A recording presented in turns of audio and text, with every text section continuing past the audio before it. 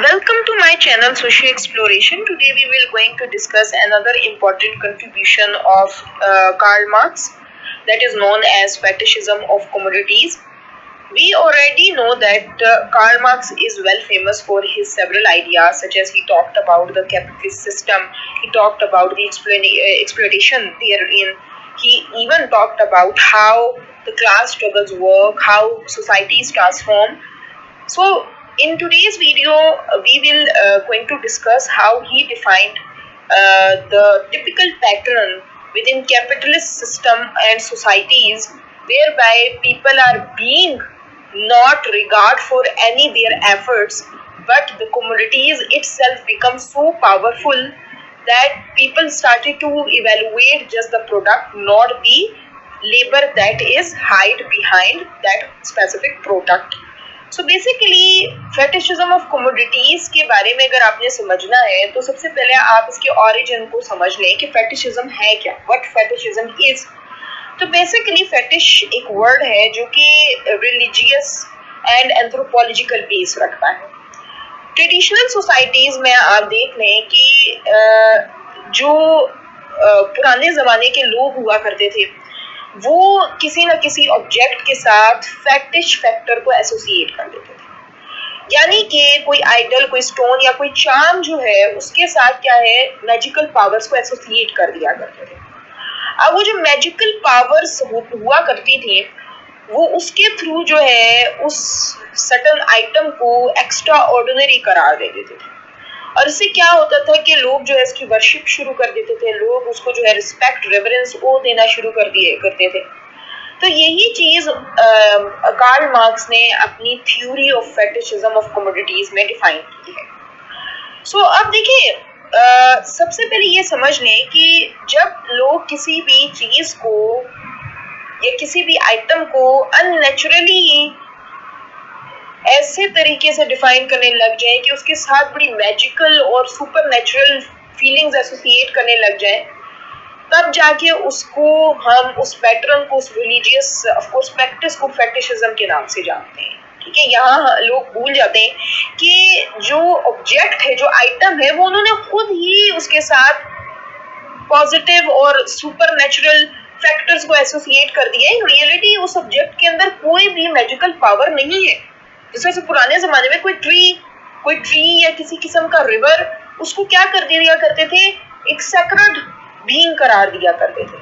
वो कहते थे कि भाई ये सैक्रेड हो चुकी है, ये एक ऐसी जगह है जिससे जो है लोग आए, मदद लें, और उस फेटिशिज्म की वजह से लोगों के दिमाग बिल्कुल ही माउफ हो जाते हैं। तो ये एक तरह से कंसेप्ट है कि इसमें हम किसी न किसी ऑब्जेक्ट को, किसी न किसी आइटम को इस तरह पॉजिटिवली और सुपर नेचुरल तरीके से डिफाइन करते हैं। असल में उसके अंदर कोई सुपर नेचुरल फैक्टर नहीं होता, कोई ऐसी खुदाई पावर्स नहीं होती। We are the one who gave these items the of course status of god or such other things। तो इसको फेटिशिज्म ऑफ कमोडिटी। अब कार्ल मार्क्स ने इसको कैसे अप्लाई किया, ये इंपॉर्टेंट फैक्टर है।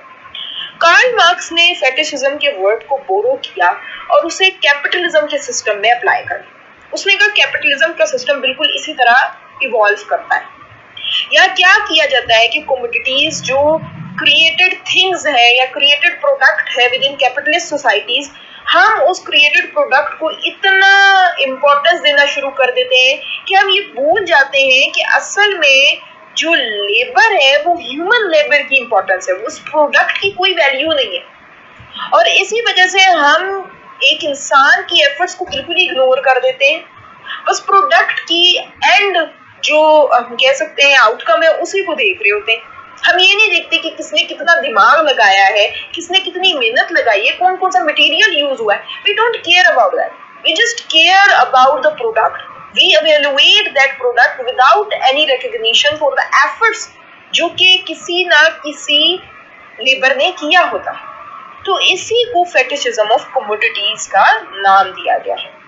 फेटिशिज्म ऑफ कमोडिटीज का जो आइडिया था, कार्ल मार्क्स ने कैपिटल के अंदर अपनी बुक इसके अंदर डिफाइन किया। इसका ये मतलब होता है that in capitalism products are treated as if they have value on their own.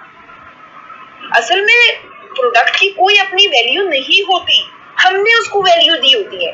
मकसद क्या होता है कैपिटलिस्ट सोसाइटी का इस तरह से करने का कि वो ह्यूमन लेबर को हाइड करे, इससे लोग सिंपैथेटिक ना हो, बल्कि वो ये समझे कि प्रोडक्ट इटसेल्फ ही कुछ इंपॉर्टेंस रख रही है। हम दूसरे की एफर्ट्स को रिगार्ड ही नहीं करते, ना हमारे अंदर कोई सिंपैथेटिक फीलिंग डेवलप होती है उस ह्यूमन लेबर की, बल्कि हम सिर्फ प्रोडक्ट को ही देख रहे होते हैं। तो हमारा जो कैपिटलिस्ट स्ट्रक्चर है वो इसी तरह से अपने एक्सप्लॉयटेशन को क्या कर रहा है, सपोर्ट कर रहा है।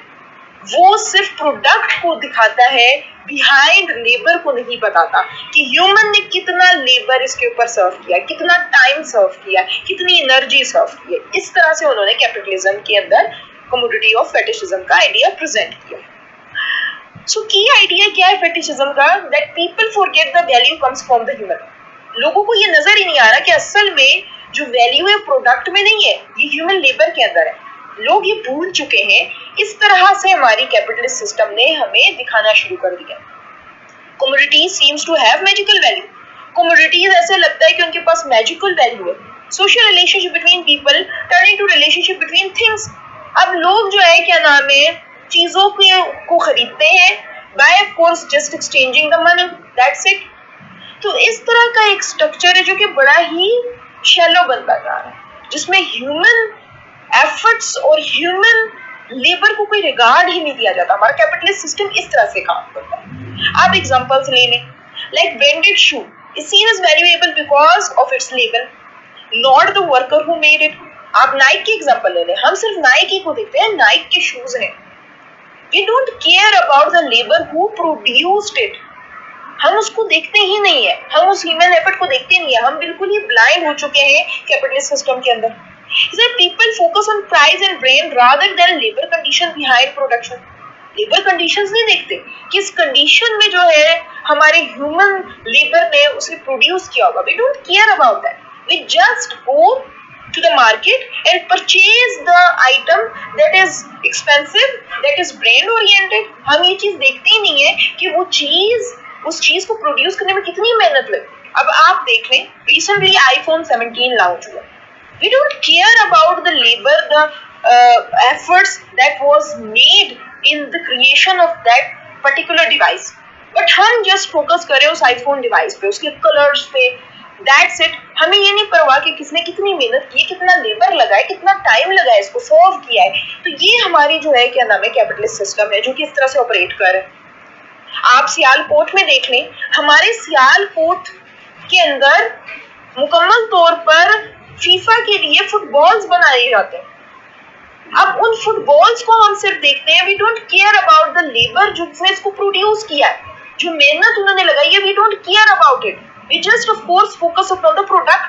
तो हम प्रोडक्ट को एक ऐसी अहमियत दे देते हैं जो कि वो डिजर्व नहीं करती। असल में जो डिजर्विंग चीज है वो ह्यूमन लेबर है, ह्यूमन एफर्ट्स है, जिसे हम इग्नोर कर रहे हैं। So why it is important. अब फेटिशिज्म ऑफ कमोडिटीज एक ऐसी थ्योरी है जो कि बहुत ज्यादा इंपॉर्टेंट कंसीडर की जाती है। क्यों?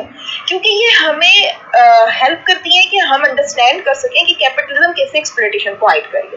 अब चूंकि एक्सप्लॉयटेशन इस तरह से हाइड हो रही है कि कैपिटलिज्म के अंदर हम प्रोडक्ट को ही अहमियत दे रहे हैं, जो बिहाइंड लेबर है वो छुपा हुआ है। और इस तरह से हमें नहीं पता चल रहा कि हमारा जो लेबर है वो किन मुश्किल हालात से कितने थोड़े वेजेस में काम करके ये चीज प्रोड्यूस कर रहा है। In reality they have nothing else to do, they are bound to work according to the factory ownership. So eventually ये रिवील करता है हमारी सोसाइटी कैसे थिंग्स को वैल्यू करी होती है। वाकई ये रियलिटी है, हमें परवाह नहीं है लोग किस कंडीशन से गुजर है, हम ये परवाह नहीं करते, हम सब चीजों को वैल्यू करने लग जाते हैं। और ये बहुत बड़ा फैक्टर है, इसीलिए तो हमारे अंदर जो ह्यूमैनिटेरियन फैक्टर्स हैं वो बिल्कुल ही रिड्यूस होते चले जा रहे हैं। ये हमें बताते हैं कि किस तरह से कंज्यूमर कल्चर क्रिएट कर रहा है इल्यूजन ऑफ वैल्यू। अभी कंज्यूमर कल्चर बन रहा है, जो जितना महंगी चीज खरीदेगा वही रिस्पेक्टेबल होगा। सो ये थी फेटिशिज्म ऑफ कमोडिटीज जो कि कार्ल मार्क्स ने डिफाइन किया। असल में हमारा कैपिटलिस्ट सिस्टम इस चीज को यूज करके लोगों की या वर्कर्स की एक्सप्लॉयटेशन को छुपा रहा है और हम उसमें बराबर के शरीक हैं। आई होप आपको आज की वीडियो पसंद आई होगी। Do not forget to subscribe for more useful videos.